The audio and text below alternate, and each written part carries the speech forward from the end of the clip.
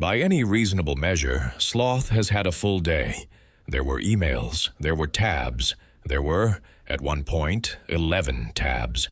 He attended a meeting that could have been an email, then read an email that somehow became a meeting. He reorganized his files into folders, then reorganized the folders. The day was packed. And yet, at 6 p.m., Sloth looks at his to-do list and makes an unsettling discovery. Nothing is crossed off. Not one item. He has been busy for 9 consecutive hours and has produced, in total, nothing. A small bead of sweat appears. He checks the list again, hoping it has changed. It has not. Lists rarely do. Here's the paradox. Sloth wasn't lazy today. He didn't nap. He barely even scrolled. He was moving the entire time, like a hamster on a wheel, if the hamster also had a calendar. So the big question is, where did the day actually go? And the bigger question, how can someone be this busy and this unproductive at the same time? Sloth's brain has a flaw that almost nobody talks about. It can't tell the difference between motion and progress. Both feel like work. Both are tiring. Both let Sloth end the day saying, "Well, I was busy." But they are not the same thing. Progress moves the important thing forward. Motion just moves. Answering emails is motion. Organizing the desk is motion. Researching the best productivity app for 45 minutes is motion. And Sloth would like to add, very enjoyable motion. The problem is that motion gives Sloth the feeling of work without the results of work. It's decaf productivity, all the ritual, none of the effect. There's a reason Sloth keeps choosing the small busy tasks over the one big important one. Small tasks finish. Every answered email gives a tiny ping of completion. Inbox shrinks.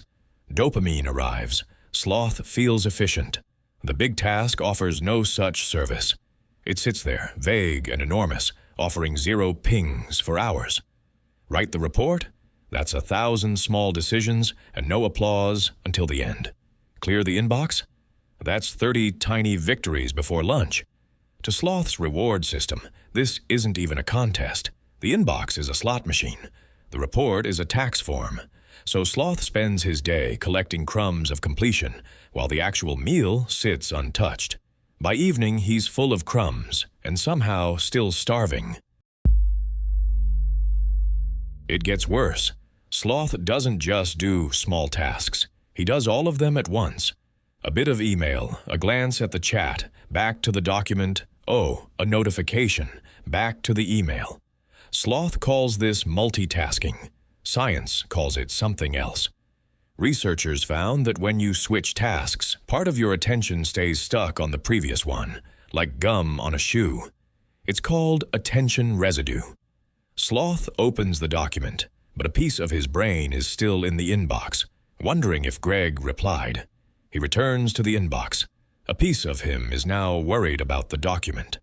After a full day of switching, Sloth's attention is spread across 14 places.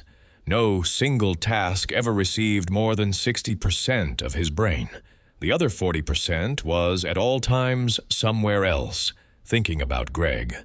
This is why Sloth ends the day exhausted. He didn't do one day of work. He did 40 starts and 0 finishes. Starting, as Sloth learned earlier in his research, is the expensive part. He paid the starting cost 40 times and collected the reward 0 times. Financially speaking, Sloth ran a small bankruptcy. There's one more trick Sloth plays on himself.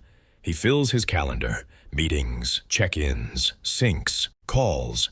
A full calendar looks like a full life.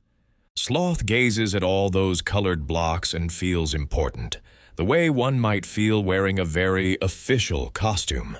But a meeting is, for most attendees, just motion with witnesses.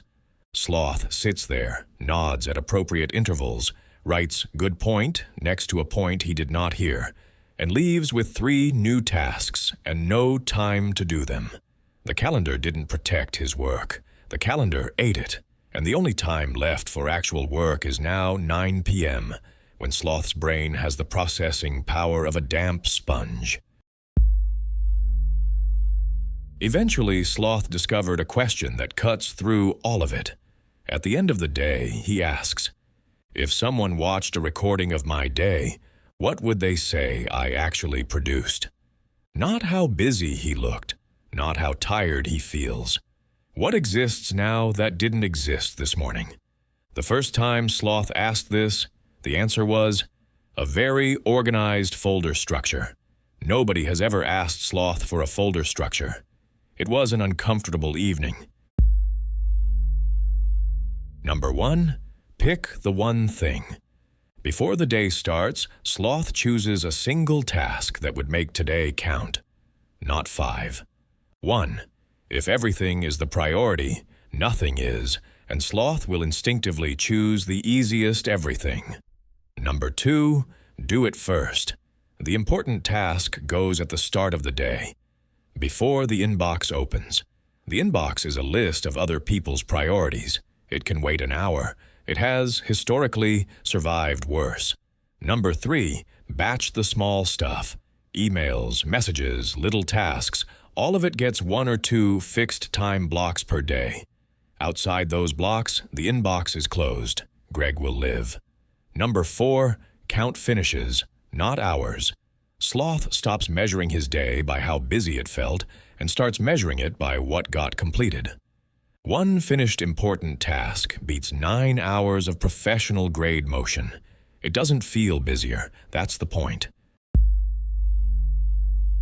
Sloth used to be proud of his packed days. Now he's suspicious of them.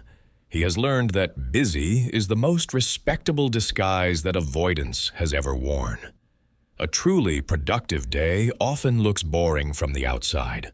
1 task, long stretches of quiet, a closed inbox, a sloth who appears to be doing almost nothing, and is, for once, doing the only thing that matters. So the next time Sloth catches himself sprinting through a day of tiny, urgent nothings, he stops and remembers. Busy is easy. Busy is comfortable. Busy is, most of the time, just hiding with extra steps. The only question is, what is the one thing Sloth is hiding from today? Sloth says thanks. Smash the like button. Toss him a subscribe. He'll add it to his list.